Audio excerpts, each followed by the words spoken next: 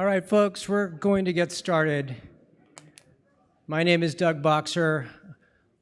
I'm a lawyer here in California, and unfortunately, I am here in another town that's been destroyed mostly by a utility-started wildfire, and I'm so sorry, and those words can't convey enough my sorrow for what you are going through. We're here tonight to try to give you some information, maybe even to give you some hope. I know that seems like a challenging thing to do right now, but I think you will hear from some very smart lawyers, some advocates, some survivors, and we're going to give you the information, hopefully, that you can use to go out into the community to make the right decisions for yourself and your family. But before we begin the program, I want to turn to my friend Erin Brockovich.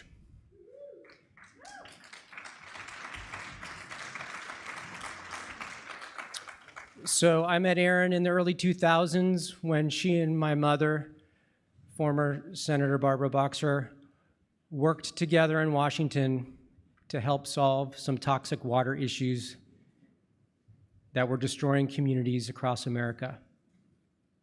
And what I learned then and what I've learned since is that there's no more fearless advocate for people than Erin Brockovich. Yeah.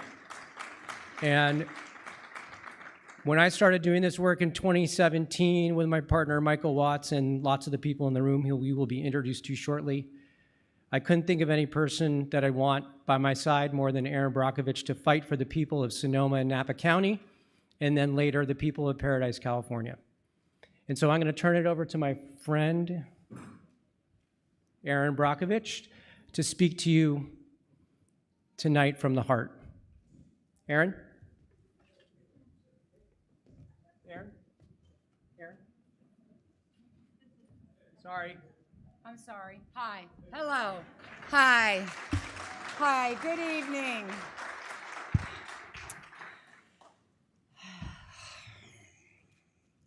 Sometimes these are the most uncomfortable moments for me. I hate to be here again with a community of just so many wonderful people who have just basically been through hell. I've worked up and down this state for so many disasters, and Get on that laptop. what? Sorry. It's showing a screen that somebody closed it. There we go.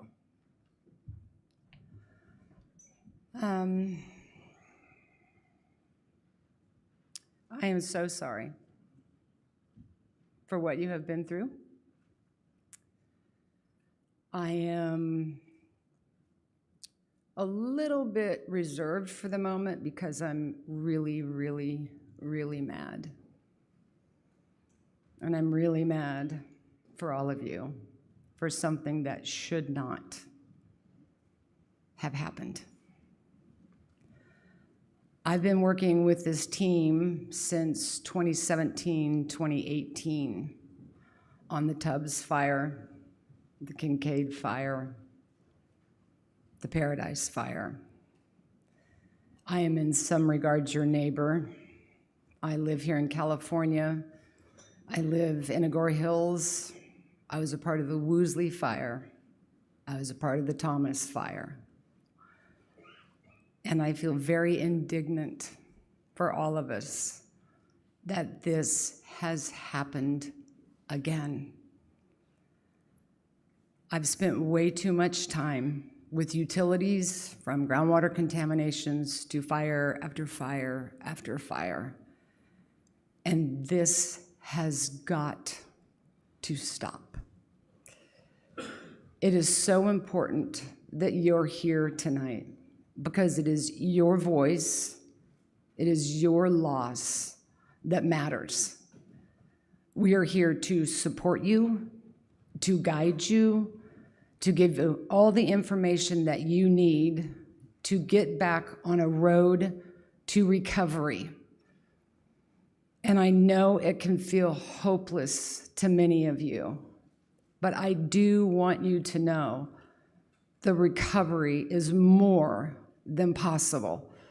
I have been at every community and watched them work together, band together, grow together, recover together. They have built back from the Tubbs fire. They have built back from the Paradise fire. We have built back from the Woolsey fire, and you will build back. Another thing that I truly appreciate about the team that I work is not only looking at the litigation side of this, but looking at the policy side of this, looking at legislation side of this, and the things that we have to do to change so this doesn't happen again. It has been a consistent year after year problem. Failed infrastructures, conditions that we were warned about. We're not going to stop the Santa Ana winds. We're not going to stop these climate conditions, but we can defend against it. We can be better prepared. And I'm frustrated that there was so many failures throughout this entire situation. I cannot share enough with you how much I respect you and the strength that you have and the courage that you have, having lost your home, your schools, your community. But I want to assure you that we're going to stay here with you. I'm going to stay here with you. I live here. And I hear people say, oh, maybe it's best not to rebuild and go on. That's not going to happen. I love my home. I love this state, and I'm going to fight for it. I'm going to fight for you. I'm going to fight for changes. I'm going to fight for better infrastructures, better planning, better preparedness. We've got to get these things done so this doesn't happen again. And I am absolutely confident being here with all of you that you're going to help in every single step of that way, for yourself, for your neighbor, for your schools, for your community. So I want to thank you for showing up tonight. I want to say again how sorry I am for what you've been through. I'm truly disgusted. I am super angry, and this should not have happened. But we will be with you every step of the way. I'm going to stay here throughout the evening, and I hope I get time to sit and talk and meet every one of you individually. I could stand up here and talk with you all night, but I know you want to hear some things from Mikal and others about the steps that you can take and how we can start a road of recovery for all of you, and that's what matters most to all of us. So thank you very much. You're back. You're back. It's me. All right. So Erin talked a little bit about the public policy efforts, and there is no better person with a louder megaphone for the people of this area than Erin Brockovich. And I'll just give everyone one quick story. When PG&E burned down the towns up in Northern California, we got to work to help those folks to recover. PG&E was working with the legislature to try to take away a law that made them liable. And we called Erin, and she showed up on the Capitol steps alongside of hundreds of our clients, and we stopped that change in law from happening so that we can continue to ensure that folks in communities like yourselves have the rights to sue the utility that burned down your town. So I appreciate Erin for what she's done, and she'll be here again and again and again. So thank you, Erin. I just wanted to very quickly go through what we're going to cover tonight. We'll talk about the cause and origin of the fire. You've seen a lot of different things out there. The utility is saying different things at different times, and my partner Mikal Watts will walk through all of that. He'll tell you who's going to be held accountable and why. We'll talk about who qualifies to participate in the litigation and what is recoverable. We'll then introduce our team of amazing people, many of whom are from this community. I'll go through some important considerations and issues for you, things like debris removal, what to expect next in litigation, why all of this matters. You're going to hear from a member of our team, and then we'll open it up to questions and answers. So, without further ado, I want to turn this over to Mikal Watts. Mikal is my partner in this litigation. Mikal, thank you. And when the utilities here in California have once and again keep burning down towns, I turned to Mikal to be the really, really brilliant lawyer that helps us determine why they should be held responsible and go to bat for us. So you're going to hear from Mikal, and I think you're going to enjoy what you see. Thank you.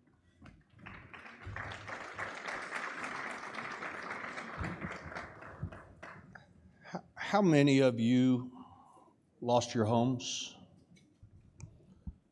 I want to start off by telling you how very sorry I am. It's probably not lost on you that today is the 7th. This is my 22nd wildfire case in 7 different states. We've represented over 21,000 people. I feel a little bit like Bill Murray in the movie Groundhog Day. I wake up at 6 a.m. and do the same thing over and over and over, and I share the disgust that Erin has that it continues to happen. As we investigate these fires, we learn that they're avoidable. They didn't have to happen. The reason we waited 30 days is just I have 2 policies. When somebody is burned out of house and home, the last thing you need in the first month is lawyers chasing you down. And so I told our team our first meeting is going to be on the 7th of February, 30 days in, because the shock and the trauma in your eyes has been replaced with a steely determination to try to figure out why. And so we spent the first 30 days not doing meetings and not doing advertisements and not, to learn what happened, okay? And I'm gonna show you in excruciating detail tonight why your house is burned down. And before I do that, I do want to do 2 things. I want to tell you again how sorry that I am that we're here. And secondly, I want to thank some people. First of all, the man that got us started, Pastor B.J. King, thank you so much for your leadership in organizing this community. It's a big deal. Erin is a community organizer, and you are much stronger together than you are if you fracture. In that regard, you've got to have a leader. Walt Taylor is our first filed lawsuit, and it's an honor to meet you, sir.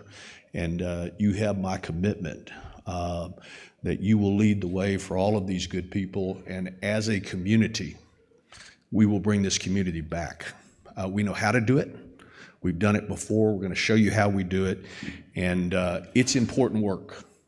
On a point of personal privilege, I went to high school in Corpus Christi, Texas, and I got very upset about 2 weeks ago when your utilities started spreading these xenophobic rumors that some illegal alien was having a campfire that started your fire, and it really pissed me off. And so I made an exception to our rule to wait 30 days, and I told my guys, set up a press conference. We're going to go out there, and we're going to call nonsense on this. And so we did a press conference on January the 27th to show your media what we knew had happened, and that we knew that Southern California Edison's equipment started this fire, and we showed them exactly how. And a friend of mine from high school, I'm not going to admit how long ago it was, but I'm about ready to have my 40th high school reunion. She's a year younger than me, but she commented, "I'm glad you're coming out to Pasadena," and she's here. My friend Kay Younger, used to be Kay Niddick. Thank you for coming. It's great to see you. And then lastly, I just want to point out, you're going to see a lot of people with green shirts. If you're wearing a green shirt, raise your hand. Just turn around and look at all these people, okay? I'll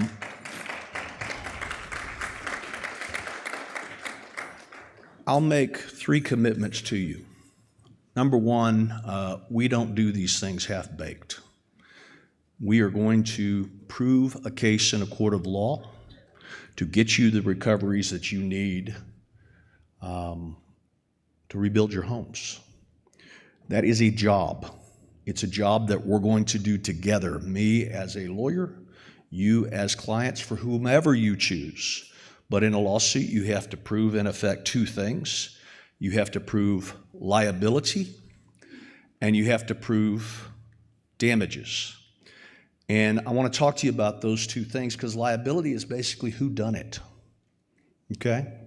But damages is each of you have an individual obligation in the court of law, not just to say my house burned down, but your damages are going to be different between each of you. And all those people in green shirts are the staff that we have brought out. We have an office that I believe we signed a 5-year lease on. It will be open until this job is done. It's a large office with a lot of space so that we can meet with people one by one and individually prove up your cases. Number two, all of those people with green shirts have worked with me for a long time, but I don't let them run the show. I let them train people from this town that we will hire and have hired on your behalf, because I've learned doing this over and over again that people from your own community, nobody cares more than your neighbors. And so the people that will help you through this process are your neighbors. And they all went through a big training session today. And we have people that have done these fires, training these people from here about how this is happening, how we're going to do it, the excellence that we expect on behalf of our clients. And all of those people are here from your community, and they will be employed on this project for the next several years or as long as it takes. Okay, so look for people with green shirts. They are your assistant. They are the people that will be in that office every day for as long as it takes until we get this done. Now, let's start with the first part of a lawsuit, liability. Who did it? Who is at fault? And in a wildfire case, that has two components. The first is the so-called cause and origin of a fire, okay? Cause and origin is a specialized science, and I'm going to bring somebody out. Mike Schultz, are you here? You in the back? Come on out. Mike Schultz is a guy that I have worked with on fire cause and origin. Just go ahead and grab a seat. This is Mike Schultz. He has been doing fire cause and origin science since I was a young lawyer and had hair, and his hair was not gray. There is something called the Bible of Fire Cause and Origin. It's National Fire Protection Association, NFPA 921, to teach everybody how you conduct a fire cause and origin expert. And this man was on the committee that wrote the Bible 30 some odd years ago. He has testified on fire cause and origin in all 50 states. He has represented insurance companies. He's represented people like you. He's represented people being sued. In my humble opinion, he is the finest cause and origin expert in the world, which is why we bring him in to assist me in figuring out what happened. And I would be remiss in not admitting that 95% of what I'm going to share with you, this man and the other experts that we've hired already on your behalf helped put this puzzle piece together. And that was important because your utility kept putting out lines of nonsense, just absolute nonsense. Well, that's not our equipment. That line was off. That's not our stuff. We didn't have any faults in the line. We would have seen faults in the line. Illegal aliens started it. Campfire down there started it, just over and over. I feel like we're playing a game of whack-a-mole, where they come up with an item of nonsense, we whack it down. They have a nice lady that comes out and gives an interview that, isn't it a shame that this plaintiff's lawyer is releasing this to the press instead of sending it to the agencies? Of course, we're providing it to everybody. Now, the cause and origin is the first thing, and then secondly, once we've established that, and we have, who can be held accountable under your law and why? And I want to spend a good amount of time talking to you about this in detail, Because one of the reasons that I wait 30 days to do this is I want that shock out of your eyes, and I want that inquisitive, steely determination. I want to know why my house burned down. And I'm going to give you that information together with Mike tonight so that when you leave here, you'll know exactly what happened and why, and I'll make one other commitment. I woke up at about 4:45 in Texas this morning, which is about 2:45 your time. I have not eaten. I have met people all day long, and it has been a thrill. I am so looking forward to working on this lawsuit on your behalf, because I've learned in the last 7 or 8 years that if we do these cases well, it is the way that communities rise up from the ashes and get rebuilt. When they are done poorly, towns die. And my commitment to you is we are not going to allow your home to be one of those towns that die.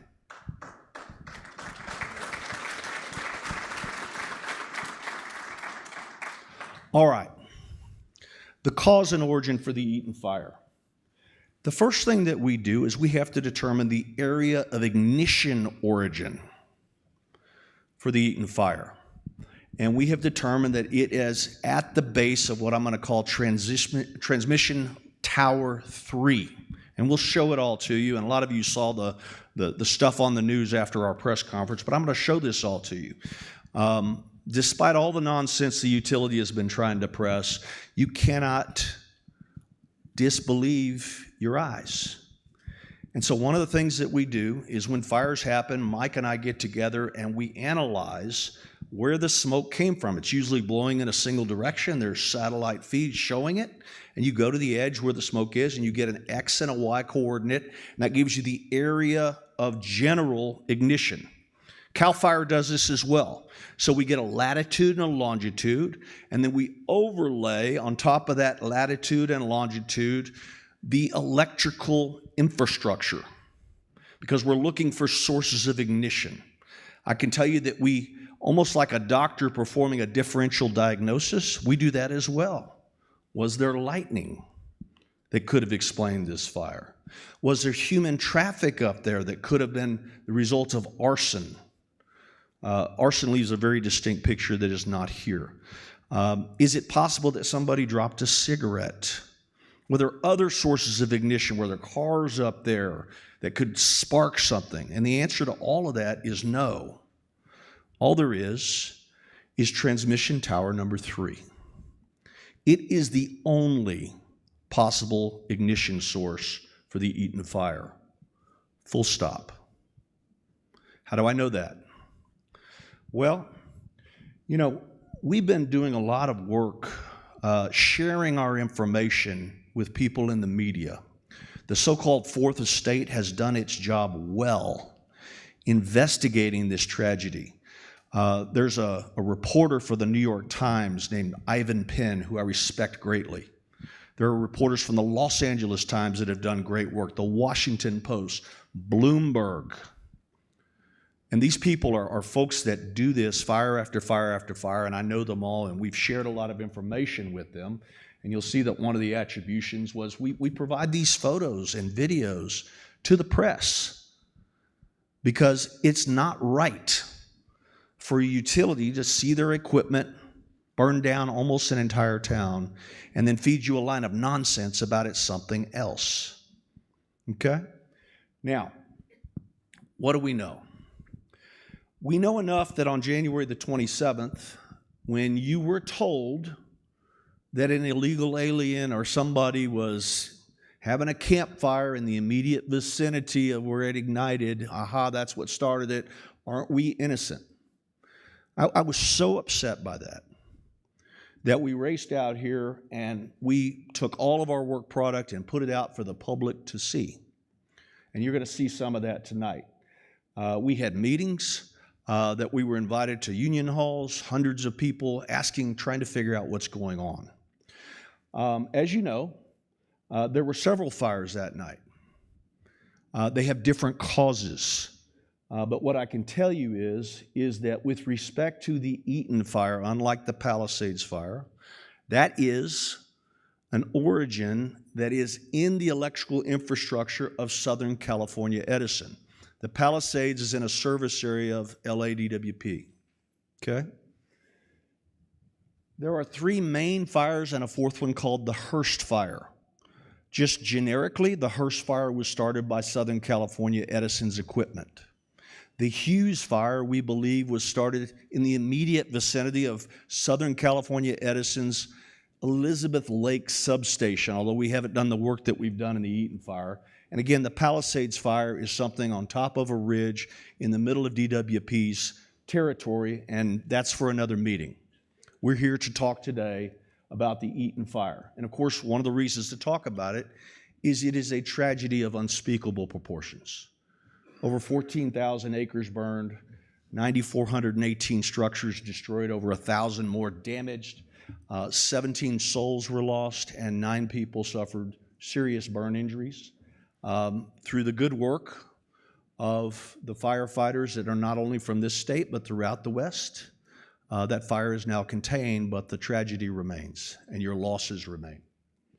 So we came out here on January the 13th, about a week after the fire, and of course, as it should be, it's real hard to get into the location of these fires while we're trying to keep everybody safe.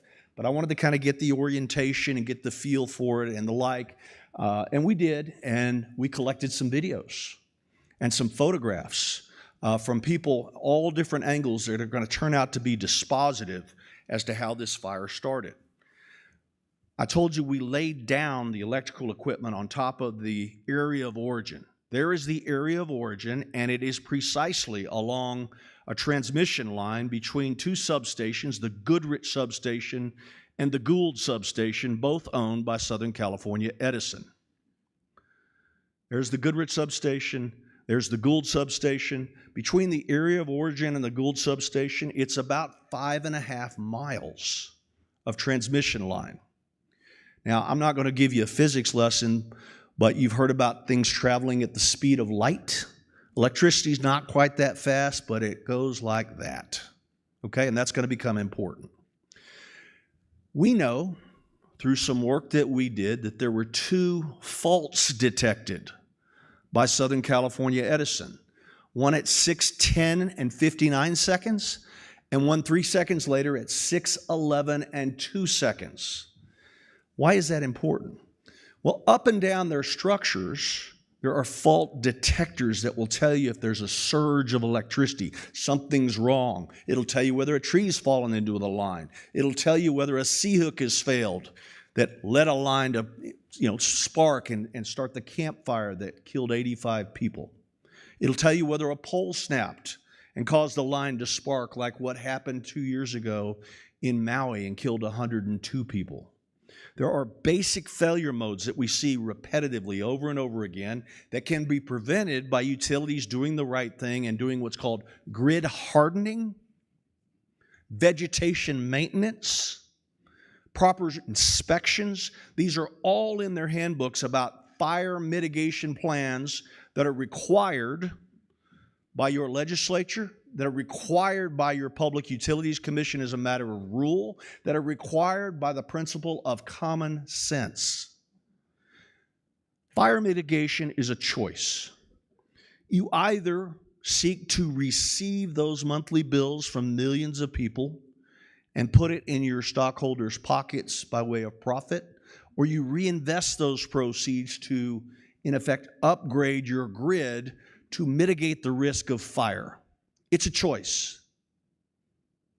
They made the choice with respect to this transmission line, and I'm going to show it to you, but they got faults at about 6:11. You can see through a company called Whisker Labs that has millions of these fault detectors up and down lines throughout the United States, that those are the 2 faults that are seen as far away as Las Vegas and San Jose. Now, how's that possible? When you have faults, anything that is electrically connected is going to see a surge in energy. And I'll explain how that happens. But the New York Times picked up on that. My friend Ivan Penn did a great job. And again, the 2 faults that we knew had happened have now been documented. False story number 1, we didn't have any faults in our lines. That's what they told you. They've since had to write letters after our press conference to the Public Utilities Commission. Well, you know what? It turns out there was a fault at 611. But it was miles away. It couldn't have had anything to do with it, which is just electrical nonsense. I settled a case in Oregon called the Archie Creek Fire, the Labor Day fires from 2020. Half of Oregon burned down. The fault that led to the ignition was 42 miles away, but it was electrically connected. It takes seconds to get there, and Mike Schultz and some other experts figured that out, and we'll talk about that. Now, on January the 27th, after we sent out notice to everybody in the media that we were going to have this press conference, all of a sudden, there's an acknowledgement for the first time. This is a letter that Southern California Edison wrote to the CPUC on the 27th. Preliminary analysis shows that a fault was detected at approximately 6:11 p.m. on the Eagle Rock Gould 220 kilovolt line. Up until then, their story was no fault. Now we've got a fault. It just happens to be at the exact time that Whisker Labs later confirms the faults at 6:10:59, 6:11:02. And now we have video that says there wasn't one fault, there was two faults 3 seconds apart. Now, by the 28th of January, NBC News correctly is putting out that the Eaton Fire is believed to have started following a fault on the line elsewhere. What does that mean? Do not believe these people when they say this fault was miles away. It couldn't have had anything to do with it. That is just wrong. And what's sad is it's intentionally wrong. It's intended to mislead. And they know better. So let's go to the location of the Eaton Fire and prove how we know that they are misleading you. There are 3 transmission towers, and I'm going to call them, for purposes of our discussion, transmission tower number 1, 2, and 3. The subject transmission towers are on a transmission circuit that I can take you through, but you see the Eagle Rock Mesa. Remember the fault, Eagle Rock? The Mesa Vincent, the Goodrich Gould, the Mesa Vincent number 1, 2, the Mesa Silmar 220 kilovolts. All this is electrically connected, okay? Now, falsehood number 2, it couldn't have been us because transmission line number 3 has been de-energized since 1971. That is, in fact, true, but the laws of electricity and the laws of physics do not get them off the hook. In fact, it makes them responsible because there are California Public Utility Commission general rules that say you just can't abandon lines like that. You have to take them down if you have no intention of ever using them again because they present a hazard, and we'll talk about that. So then we go to the witnesses. Your ABC affiliate here in Los Angeles, Channel 7, if you're here, you guys did a remarkable job of early investigation. Through this one story, we had witnesses that identified what they saw at 6:10 p.m. Brandon Ford says his power flickered at around 6:10. Harry Kurtinian says his mother told him she saw the power lines sparking around the same time. You have multiple witnesses seeing sparking, interruption, and that's going to be really important because later on we get the video. Max Belen was the neighbor who saw a flash of light followed by a small blaze at the tower's base. This is before we collected any of the videos, any of the photos that we now have. But the data that we knew existed showed faults at 6:10:59 and again at 6:11:02. And the 2 flashes were in the vicinity of the transmission lines. And you see how it says the Arco gas station? You all have seen that now. That's the last video we got our hands on. And I'm going to take you through what we did with all these different videos to show dispositively what happened. Now, this is the so-called Arco video. And when you look at it, the big light that's there is a tree light. That's not the fire, but you're going to see it to the left. See that little flicker? That video came out. My friend Jerry Singleton represents the Arco station got this video. Another law firm took it and had a press conference about it, but we'll leave that alone, okay? The bottom line is this is an important piece of information. What's more important is that we, through the leadership of Mike Schultz and another group out of Dallas named Aperture, had already, through the use of drones and equipment known as LIDAR, we had 3D mapped the entire mountain range at great expense. Why do we do that? Because I know that the good people of California have a quirk. When you run for your lives from a 50-foot wall of fire, you turn on video cameras and you run and you can see it shaking and you take pictures and the like. And I know that eventually we're going to collect those videos and photographs from all these different angles. And if I've 3D animated the site, we're going to be able to determine exactly what the XYX coordinates were and where the video came from. And so here's what we were able to do. We took the video, the nighttime surveillance video, and we sent a gentleman by the name of Eric Fitzsimmons out there, and Eric took video during the day. And he stayed there until he was able to line up all of the fixed objects, not only the gas station pumps, the poles on the right, all the things, and this is the principle known as photogrammetry. And what you do is through photogrammetry, you match the digital pixels to the 3D scan data that we've already done. And then that allows you to, in effect, build a 3D replica model that you can then move around and superimpose where these videos are. And hopefully a lot of you all saw this on the news about 10 days ago. This is the work that Mike Schultz and the Aperture folks did at my request. And again, they 3D animated, not animated, we're not making it up, it's not like Pixar, it is a 3D map.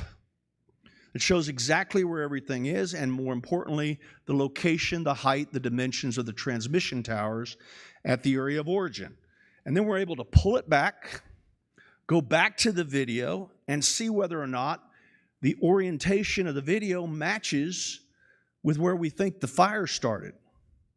Why do we do this? Now, with all the advertisements you've seen, it's real easy to make fun of lawyers, and I stopped trying to defend this entire profession a long time ago. This ain't lawyering. This is physics, it's science, it's dimension. And so there is the street light. Here comes the first flash. By the way, that first flash is at 6:10:59. Lines up rather nice, and that's where it is. The top of transmission tower number 3. 3 seconds later, there is a second flash. It takes place at 6:11:02, the exact time that the Whisker Labs data. And where is that second one? Same thing. And then seconds go by. You're having arcing that's seen by Max Boleyn, the gentleman's mom. And then eventually something goes down the transmission tower and starts frying the bottom of it where there are dried out grasses. Those grasses ignite. You can see it in the video. This is not lawyering. This is engineering, fire cause and origin work, and it is indisputable. And why do we go to the expense of doing this? If I were to ask for a show of hands, and I'm not, most of you would say you have never filed a lawsuit in your life. And again, I know every lawyer joke in the book, and I love half of them, but I want you to feel good about participating in this case. I do not believe in filing BS lawsuits, and I don't want you to. I want you, if you so choose, to get engaged in this because we are right. And your utility is not only wrong, they are purposefully misleading you. Now, I mentioned that the ARCO video was just the latest video. As we continue along, we're going to get to about 6:13, and the witnesses, almost to a person, start saying a few minutes later, people start describing a fire under the line, and that's what you see in the end of the ARCO video. The New York Times asked me what I thought, And I told them on January the 29th that the fault data, the videos, and all of the witness accounts paint the exact same picture.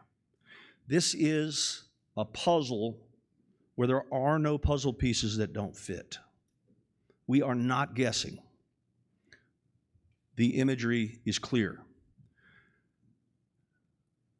Experts, people who are not lawyers, but experts like Mike Schultz, a gentleman by the name of Robert McCullough, who I've known for almost 20 years now, he conducted a review of this lab data. Everything we've had puts us at the same tower. And why do we put it out there? Because we know they're going to shoot at it. I want to make sure that we're right. So then we go to other videos. And on the left, you can see a video that was taken by Adrian Timoran from 2297 Sinclair at 6:14. So we're a little less than 4 minutes in, but you can see the fire is going, right? And here we are. And the fire is burning. And so then, now that because we've digitized the entire scene, I can orient the model to where we know the Tiburon residence was and get the exact same angle of attack to see what her video is in fact showing with respect to the towers that we know exactly where they are because we've digitized it. And this is what we gave to the news media on January the 27th because, frankly, it's just disgusting that they would blame somebody that was camping hundreds of yards away. And the bottom line is when we look at this second orientation, you can see the start of the fire right there under transmission tower number 3.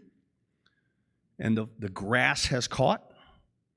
It's burning. You see that it's burning downhill. Everybody remembers the wind direction that day, where the Santa Ana winds come from and where they go. Newsflash for the campfire theory, this fire did not run up the hill against the wind. It ran down the hill in the direction of the Santa Ana winds. This fire video at 6:14 shows it. There's a second fire video at 6:18:59, and you can see the fire is bigger. It's going down towards transmission tower number 2. At 6:19, it's bigger still. It's down now transmission tower number 1. And then at 6:19:50, we can see that it's grown even more. So what we're able to do is to take these video image, match the pixels, and show the trends, the progression of the fire. And these are the 4 angles that I just showed you at 6:14, at 6:18, at 6:19, and at 6:19:47. This fire is moving down from transmission tower number 3, down the hill,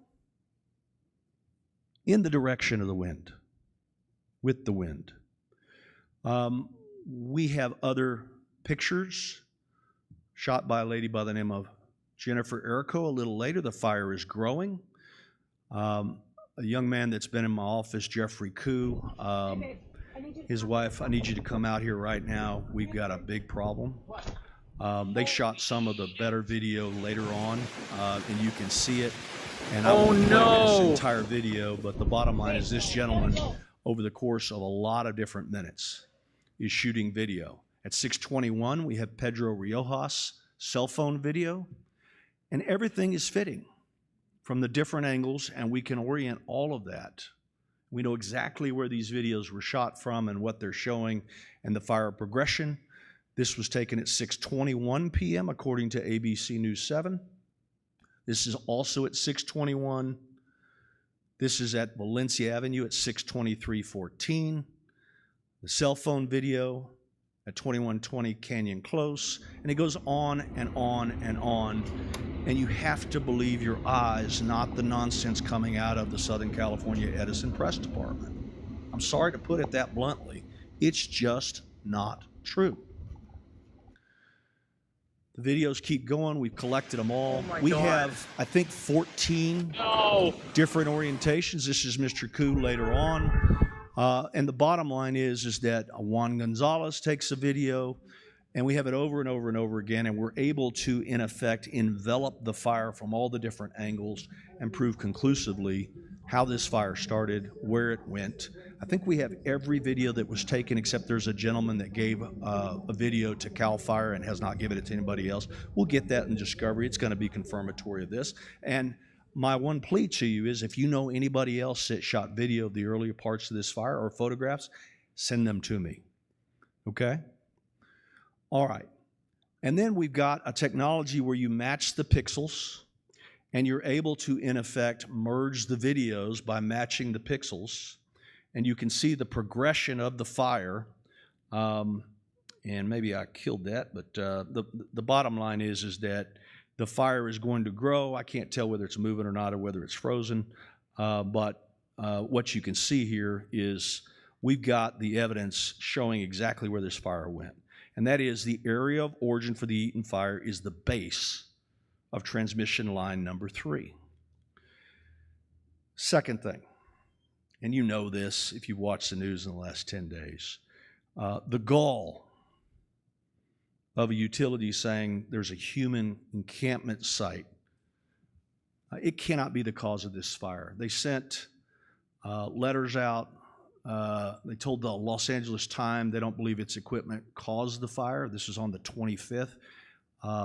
In a letter to plaintiff's attorney reviewed by the Times, it appears the campsite was occupied shortly before the Eaton fire ignited. That's why we ran out here and did the press conference, to counteract this absolute nonsense. Now, what do we have other than nonsense? This is the letter. They gave us the coordinates where they found the evidence of a campfire. And you see the 3411-419 and the 118-544-41. We had already digitized and know exactly where that location is. They were kind enough to give us pictures. And it turns out at that coordinate there were, in fact, evidence of a previous campfire. The problem is that I was camping in Texas that day too. My campfire had nothing to do with what started the Eaton fire. The spatial proximity is not consistent. And how do we know that? We know where the transmission towers are that all the videos say. It is 300 yards above where this campfire is that Southern California Edison was peddling.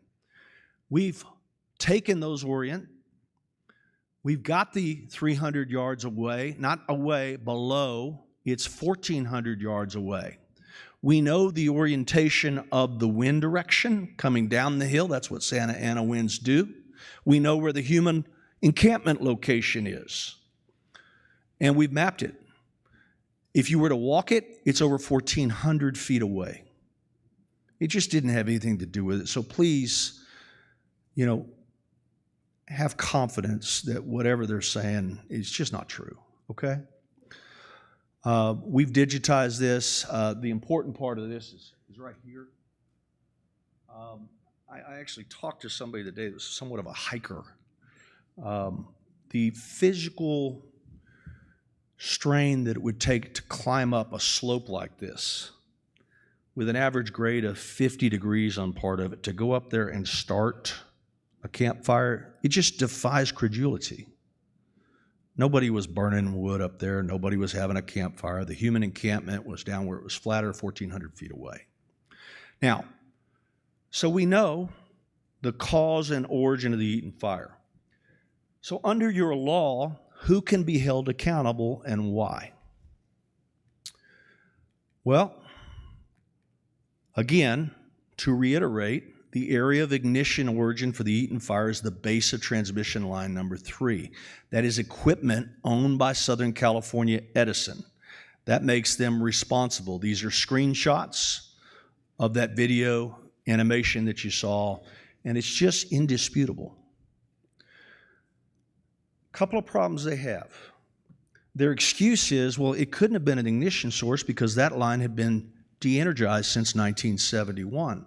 The problem is the experts that we've talked to, including a former program manager for the California Public Utility Commission's Electric Safety and Reliability Branch, says this shows recent problems with the line that's supposed to be abandoned.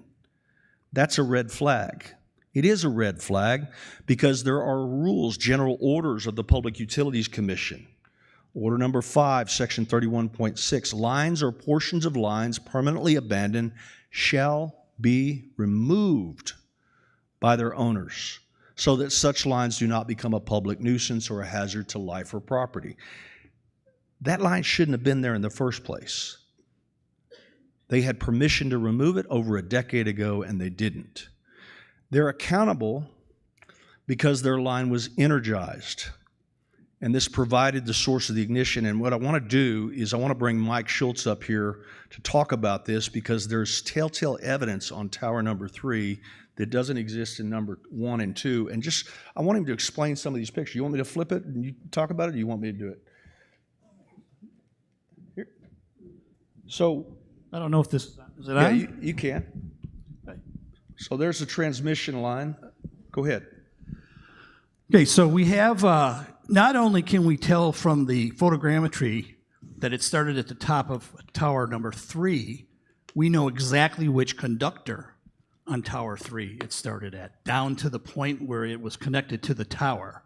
So on that tower, there are 3 conductors that make up that circuit, and we're able to eliminate 2 of them.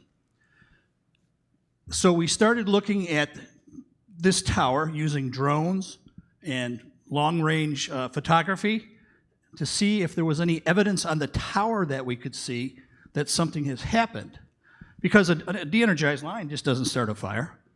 Somehow, electricity had to get into it. It had to get energized, and then that energized line had to have something happen to it in order for it to serve as a source of ignition.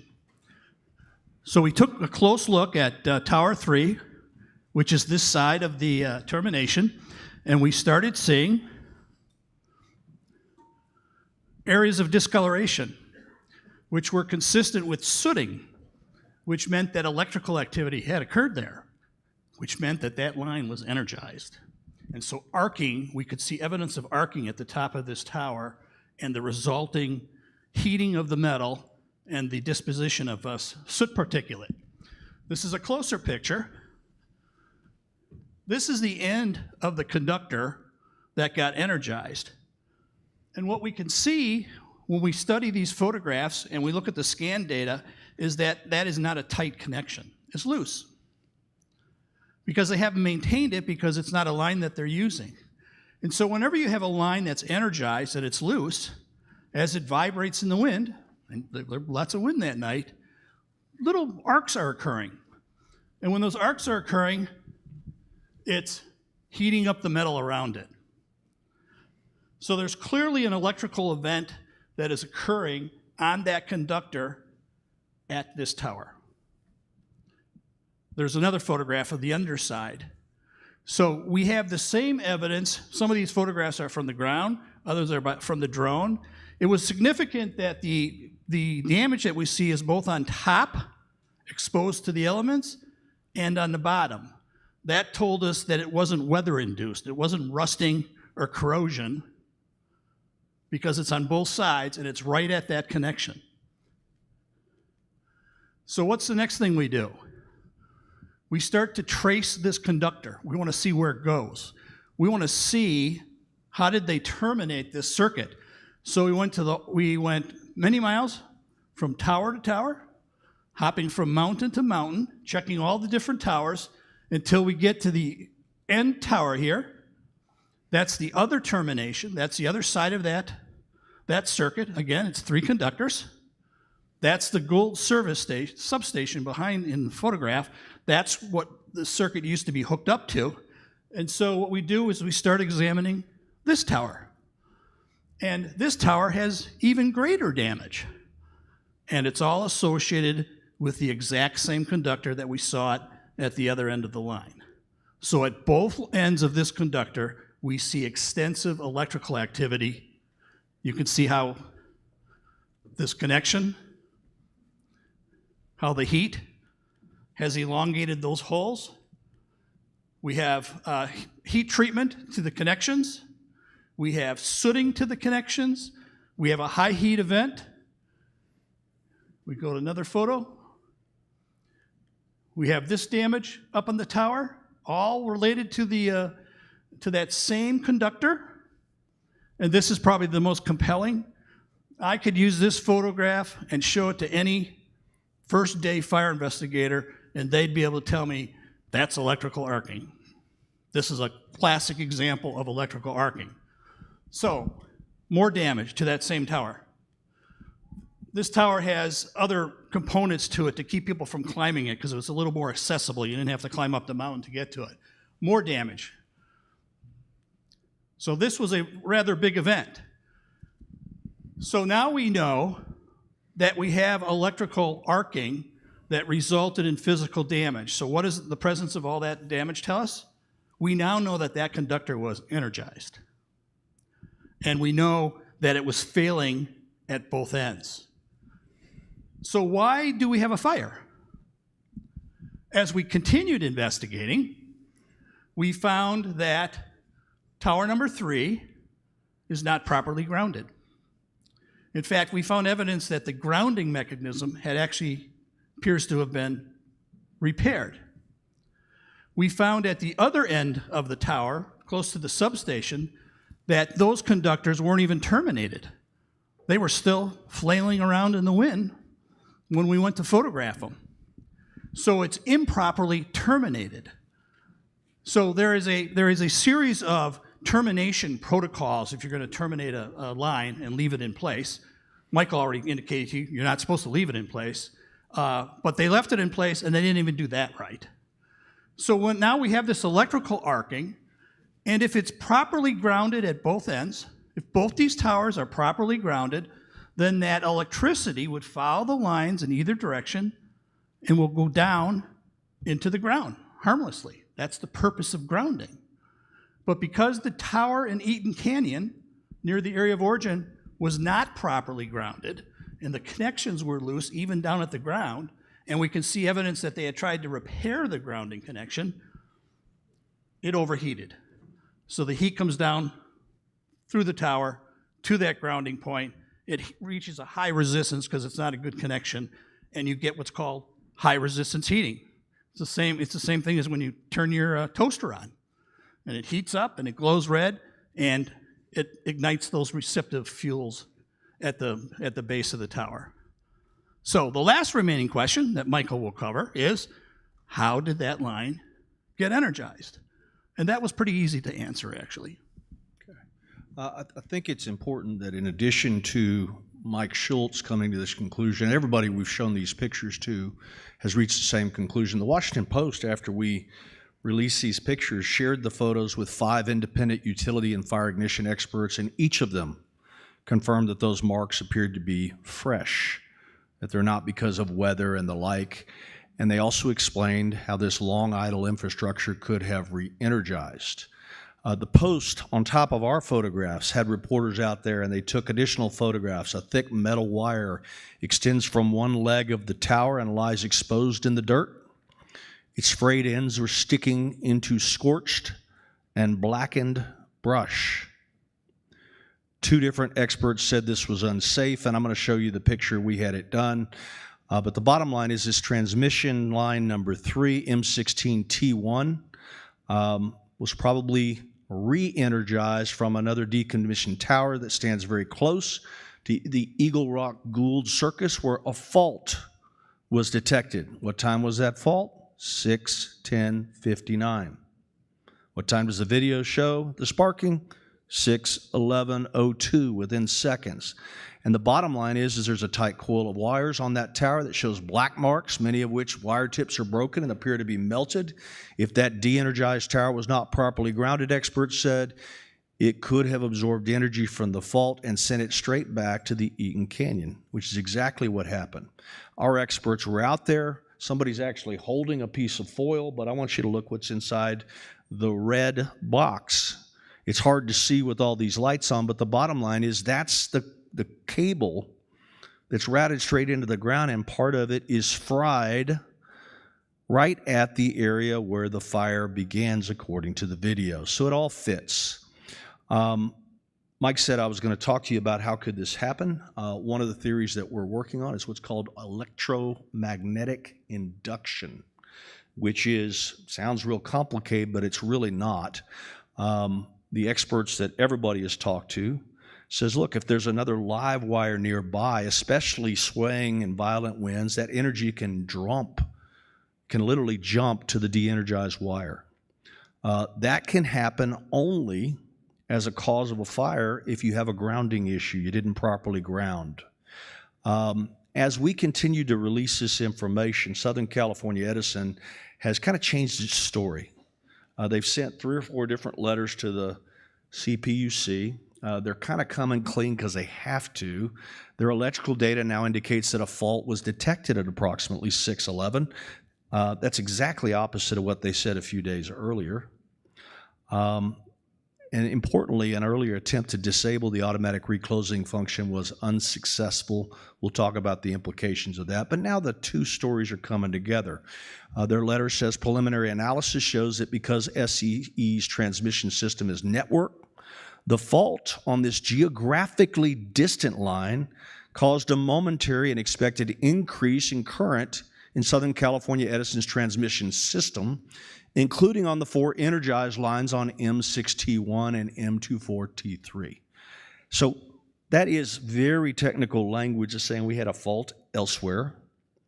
It led to a line surge, if you will, that if you have proper grounding of an active line, you'll be okay. If you have proper grounding of an inactive line, you'll be okay. But they had neither. Their letter concludes SCE assigned field observers who are qualified electrical workers to monitor and visually observe the lines in Eaton Canyon from a distance. They actually re-energized the lines, and we think they violated a court order doing that. But when they re-energized it, they observed a small flash of white light. Upon each re-energization, they changed the evidence. This shouldn't have done, but this is very helpful to us. It appeared in the vicinity of this different structure, carrying the Mesa Vincent 220-volt line, the Goodrich Gold 220-volt transmission line, and the M16T1 structure, carrying the Mesa Silmar transmission line. That is all SCE speak for their right.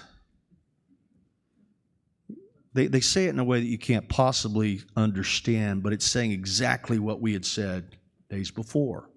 When I tell you that this jumping of the energy from a faulted live line to a de-energized one happens, they are now investigating whether the idle Mesa Selmar line, transmission line, could have become energized through induction, which all the experts know can happen, and the extent to which that line or grounding could be related to the cause of the fire. Notice they drop footnote 1. And they don't pin themselves in. While SCE's investigation remains ongoing, SCE has taken immediate steps to further strengthen and standardize its grounding practices with respect to idle lines. We're very thankful for that, but we wish they had done that before January the 7th. This is lawyer speak we're not going to admit, but you don't strengthen grounding practices on a line that didn't have a grounding problem. So the line was energized. Why is that important? California law. A lot of you have heard about something known as the takings clause. You've heard about eminent domain. And these are constitutional provisions that say we have personal property rights. The government can't take it from us without just compensation. It exists in almost every state and certainly in the federal law. California has interpreted that. There's a California constitutional provision protecting you from takings by the state. Now, the way the California courts have interpreted that is as follows. You know that in this service area there is one provider, and it is Southern California Edison. They are what's known as a regulated monopoly.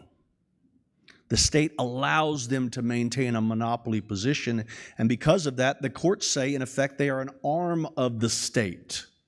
And therefore, the takings clause of the California Constitution applies to them. If they take action, or even if they don't take any action and their equipment starts a fire and burns down your property, they have to compensate you.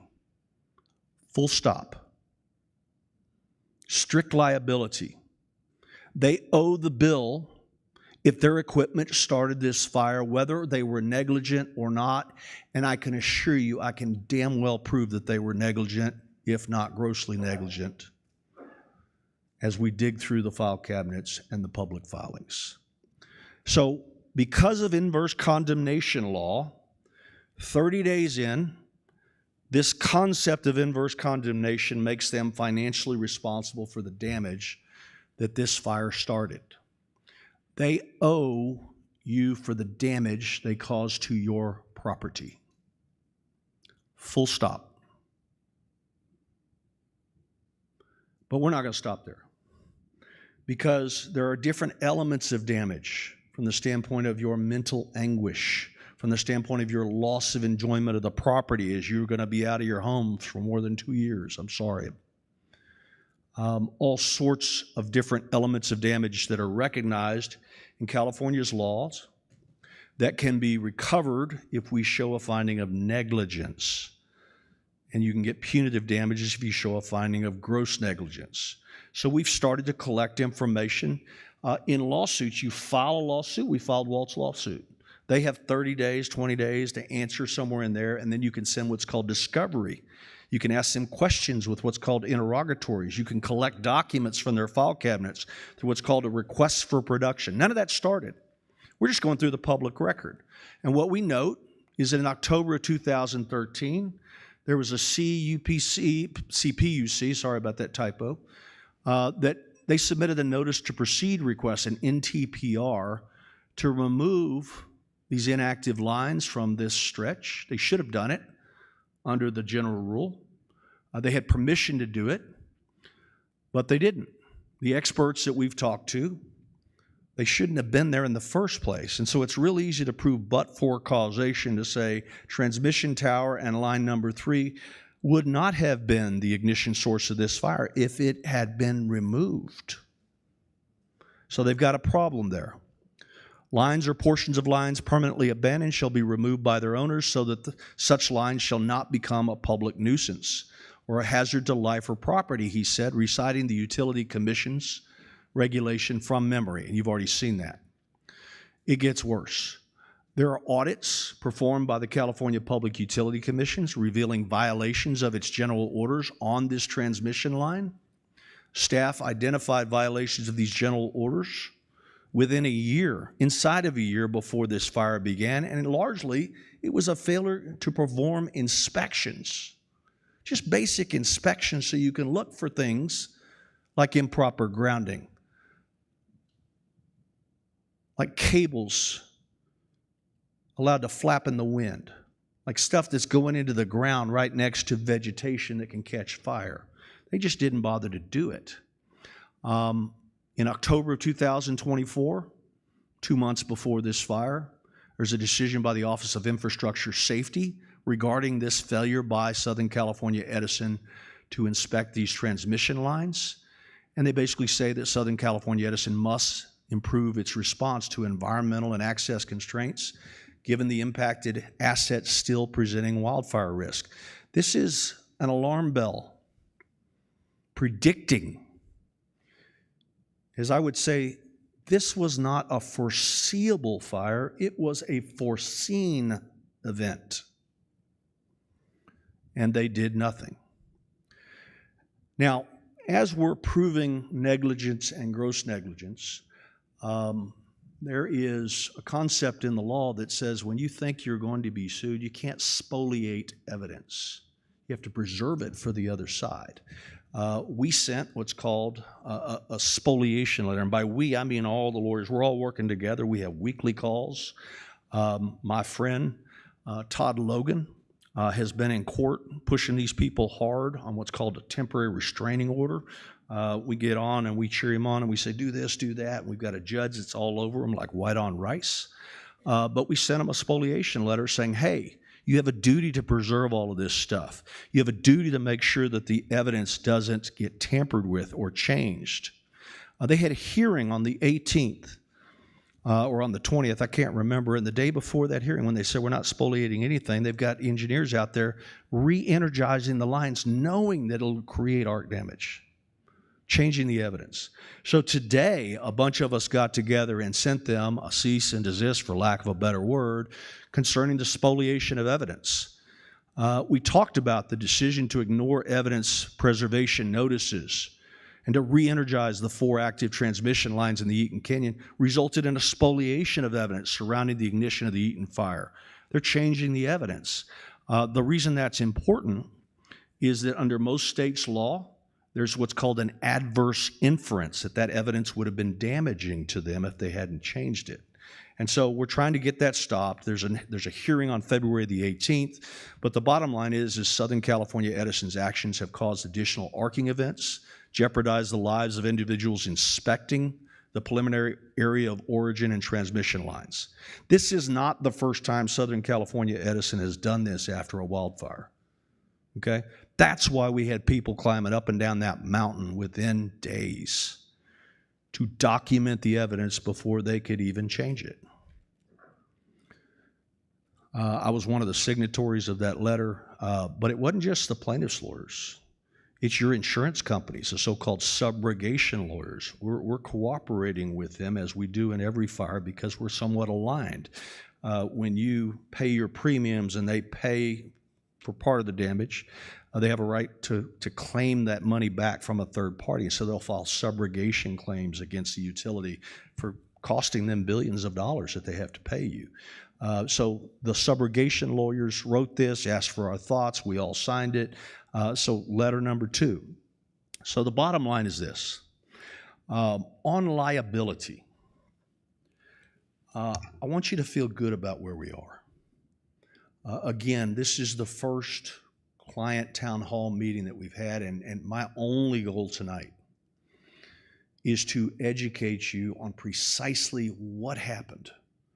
Because as you go through the trauma that you have gone through, and you will continue to go through, and the homelessness, and the mental anguish, and the unspeakable tragedy that 17 of you suffered in losing loved ones, you are entitled to know why. And as somebody that's done this over and over again, I want you to know that in 22 different wildfires, this is as close to a puzzle that fits as I've ever seen. The transmission data from Whisker Labs, the photographs, the videos, the witness statements, and the photographic evidence of arcing all paint the same picture. So you can feel good that if you choose to get involved and you choose to bring a claim against Southern California Edison, you are getting engaged in a righteous endeavor. This is a righteous lawsuit. It's nothing to be ashamed of. It is embedded within the 7th Amendment of the United States Constitution. So 3 guys you may have heard of, Washington, Jefferson, Madison, refused to sign off on the ratification of this Constitution until that right was in the Bill of Rights. It is honorable to use the courthouses in righteous lawsuits, and this is a righteous case. So I'm going to cede the floor to Doug Boxer, who's going to talk to you about the second half of it and that team full of people with green shirts, so you can see how it is that we're going to take you through this process if you choose to be involved. Thank you for coming tonight. Thank you, Michael. Thank you, Michael. Thank you, Mike. How many people out there learned something that they didn't know before they walked in the room tonight? Yeah, unbelievable, right? This is the gentleman that we go to battle with in every one of these wildfires. I think you know why. The work that this team does to ensure that you'll be successful if you choose to join. And as Michael said, we take our time to do this because we want to get it right. And we encourage all of you to meet with lawyers, ask them the tough questions, see if they have the type of information that Michael provided you tonight. Now, I want to talk a little bit about our team. Michael told you that we do this a little differently than others, right? We took a 6,800 square foot lease at 221 East Walnut in Pasadena. It's a 5-year lease. It's staffed with people right now who've come from other parts of the country who have helped us prosecute cases like this before and work with our clients to get them justice. But just today, we onboarded 8 new people to our team from the community. And most of them are sitting back to your right, back there. Can you guys raise your hand, our community members?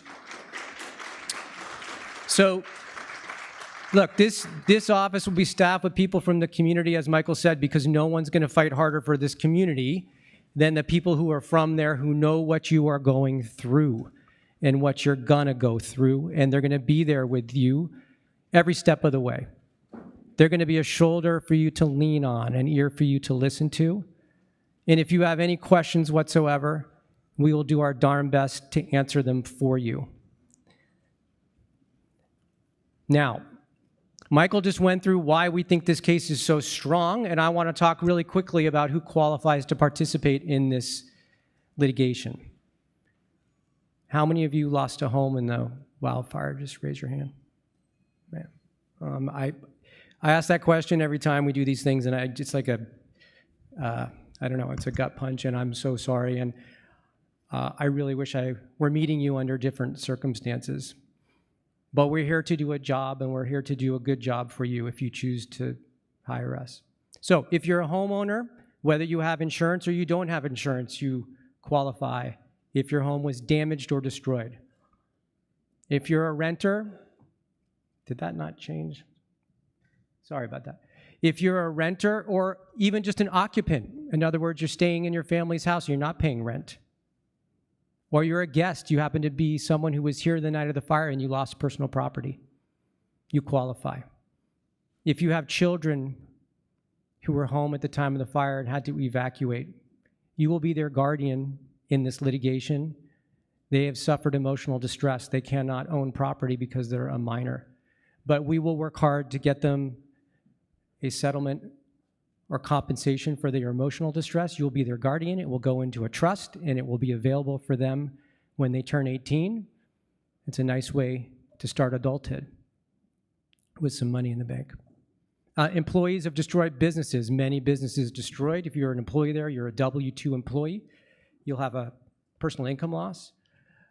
If you own commercial property, you'll have a claim for the structure. You'll also have a claim for loss of business income if you rented out that commercial structure. If you're a business owner, whether you own that property or you lease property, you'll have a claim for inventory loss, loss of business income, and other things. And families of loved ones, in which Michael said 17 souls were lost. So within each household or within each business, what can you recover? There's a long laundry list here. I'm not going to go through all of it, but just know that the reason why we have so many people working with our team and everyone in a green shirt here is because we have to work up every single one of these claims, and you can see there are a number of claims on each one of those lines. It's not just 9. It's more like, I think, 17.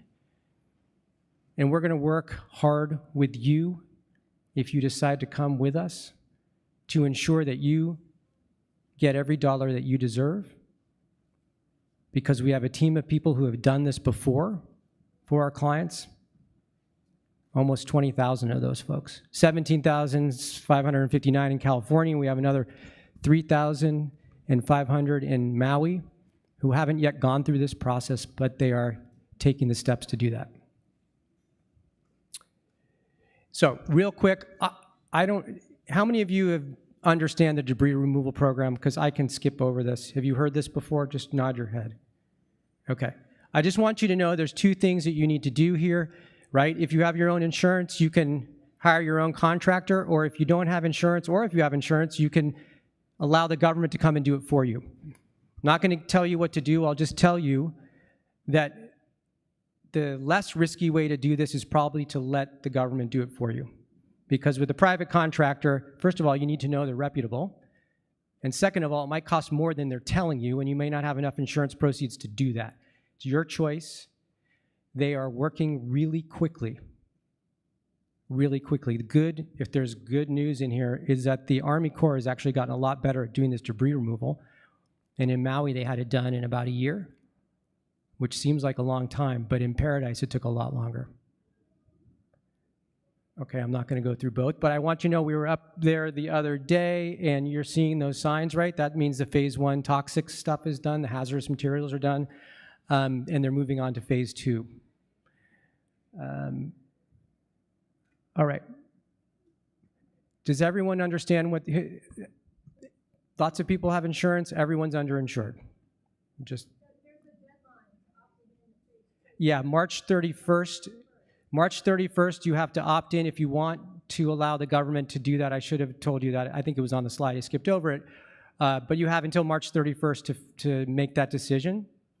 And so get your head together. I know this is, you guys, I'm so sorry you have to make all these decisions. It's really hard to focus on any one thing right now until you get your housing straight and everything else. But you're going to have to make that decision as you move through this process.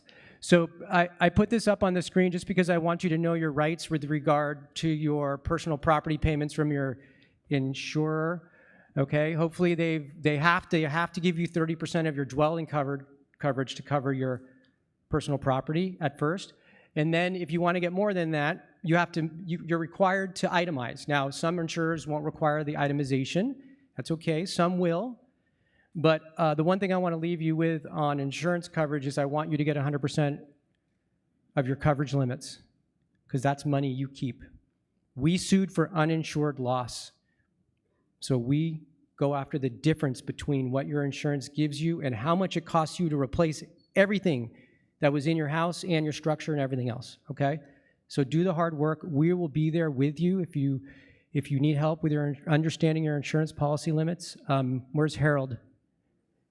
That guy back there, he used to work for State Farm. He understands this stuff really well. He knows a lot of tips and tricks. All right, real quick, ALE, some of you hopefully, they have to give you 4 months. If they haven't given you 4 months, cite that law that's right there, California Insurance Code. And then you need to know they need to cover you for 24 months. And if for some reason you have a delay, not your fault, they have to extend out to 36 months. Now that does not increase the amount that you have in your insurance for ALE, it just extends the time.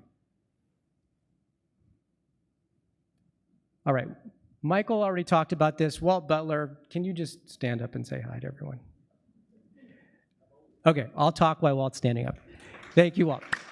Okay, we filed our first lawsuit the other day. Walt was gracious enough to allow us to come up to his house and do a press conference to announce we did this, along with 2 other clients, Denise and Luis Gonzalez, who actually live right behind Walt. And so, as Michael said, the defendant will have 30 days to answer that, and then this litigation will get going pretty quickly after that. And as a pretrial motion, likely because there's so many of you that will sue together, they'll consolidate that into one action so that it can be done more efficiently. All right, this is actually a part I'm really looking forward to. Where's Tia? Can you just come up? Tia was one of our team members from Maui, and Tia's family was severely impacted by the Lahaina wildfire. And I'm going to show you a video that Tia was good enough to allow us to record her, and then you're going to hear from her in a second, okay? Now, of course, I have to. My name is Tiara Rivera. I am local, born and raised here on Maui. I am a mother of 2 young boys. I was in Kona and I was flying home after a day of work, and to see to the left side of the plane, all I saw was the black funnel of smoke coming from Lahaina that just didn't look normal. But now I was like, what is going on? There's Lahaina fire, like that you could see it, and like immediate panic. And all I could think about was my grandmother and my family, that she's 89, she doesn't move around much. It's terrifying. You don't know, you don't know what's going on. I'm still in pieces. We all are. Since the fires, the only thing that my heart and energy wanted to do was to serve my community, to help. And I really wanted to hear the hearts behind the team. So for me, the choice to work with Hiko Lawsuit, first and foremost, they walked the walk. They didn't come into our community like, this is how we're gonna do it. They have the know-how, they have the understanding. Unfortunately, they have been through other fires, other wildfires and devastations that have taking out towns just like it did to Lahaina. So they understand what this journey is going to look like. I'm ready to fight. The war paint is on.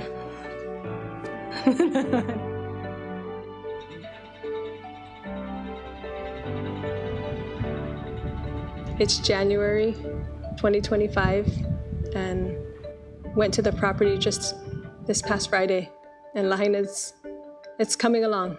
We're in the rebuilding process, and it's exciting to see the building that's happening and the movement that's continuing forward. It's obviously we'd like to be a lot further than we are, but I'm excited that we are moving in a positive direction. It's a long road ahead, and I'm grateful to be where we are today. I know 18 months ago we were in a lot scarier place, and there wasn't a lot of hope. But today, January 2025, I'm hopeful that we're rebuilding Lahaina and that we're going to come back stronger. Something that I could lean on and trust about this team was that they've done it before.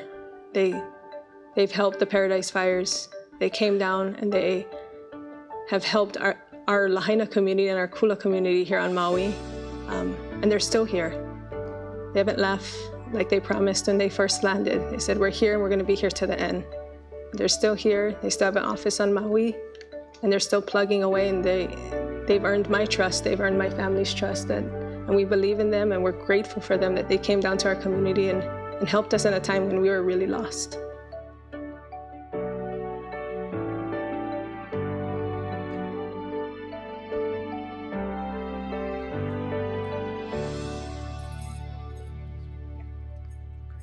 Okay, I want you to hear from Tia.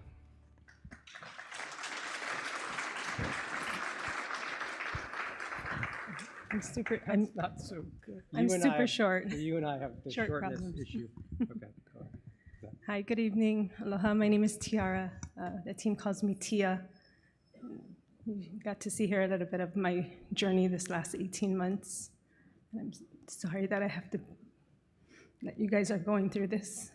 But coming from Maui, I'm standing with you. I've been honored and super humbled and grateful to be here, to be part of this team. And I come with just so much aloha from Maui, that we're standing with you in this time in this season that you guys are going through. I don't have the answers. I don't think you're ever gonna find the answers, but I just wanted to share a message of hope that even 18 months on this journey, walking through with my grandmother, 18 of my family members who have lost their homes. My father lost his fishing boat and his lifestyle, his community. I'm standing with you in strength and in aloha from Maui, and it's going to be a tough 18 road. It's going to be a tough road ahead, but I can share, and I'm confidently sharing that this is the team that not just helped me and my family, but they also helped thousands in our community back in Maui. Like they shared in the video, they didn't come and talk the talk. They came and they're still walking the walk, and I'm holding them to it. They said they weren't going to leave until the last person in my community got their checks in hand. So you bet I'm going to hold them to it, and I'm confident they're going to do the same here for you in Altadena. So for Maui, our aloha is with you, and we're standing with you, Altadena. Mahalo.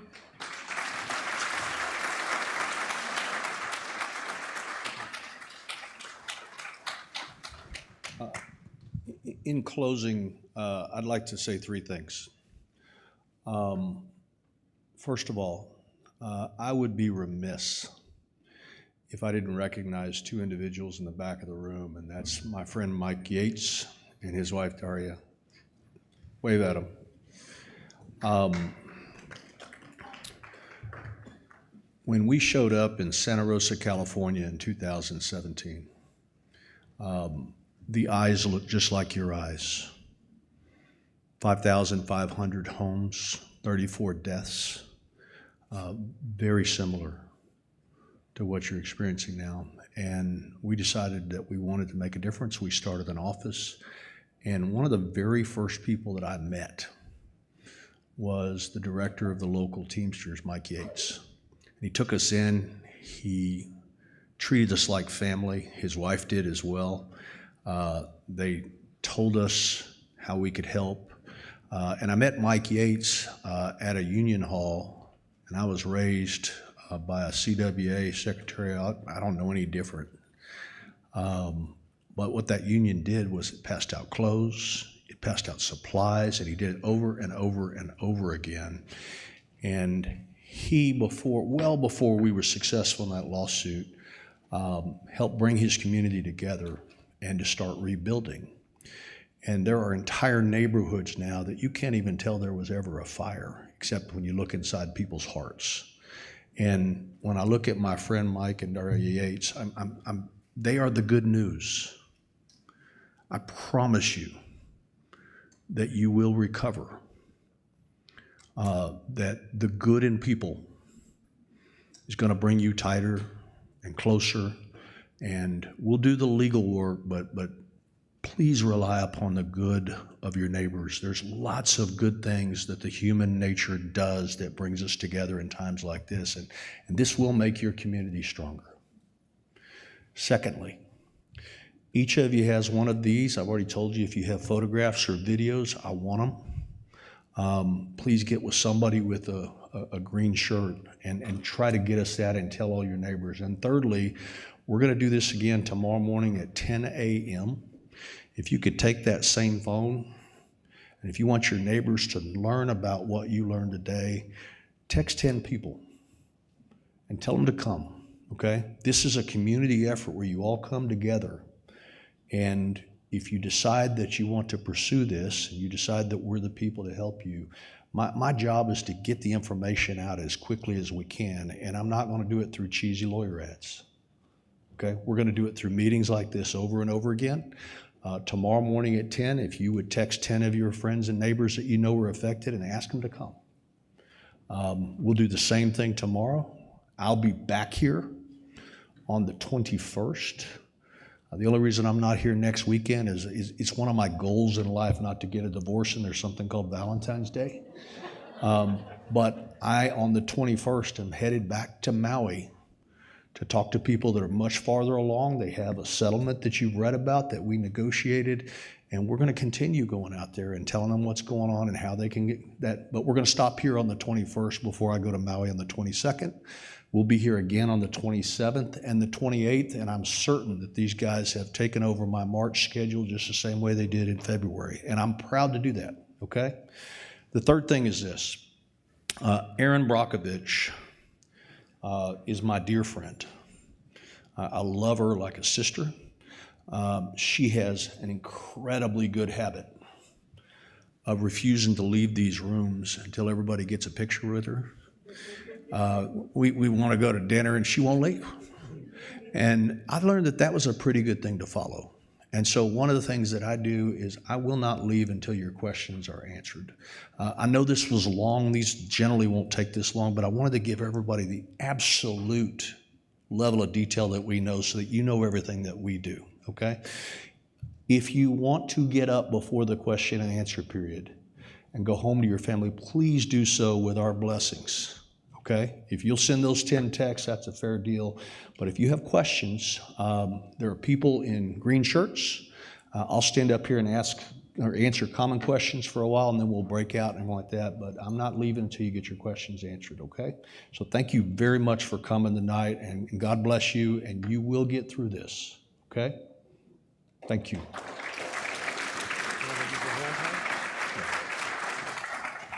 All right, we'll take questions. I just wanted to show you that's the team in Maui, just so you know, this is another local team that we hired that help people. So anyway, let's move to questions. And if you want to just, Harold, stand up, you can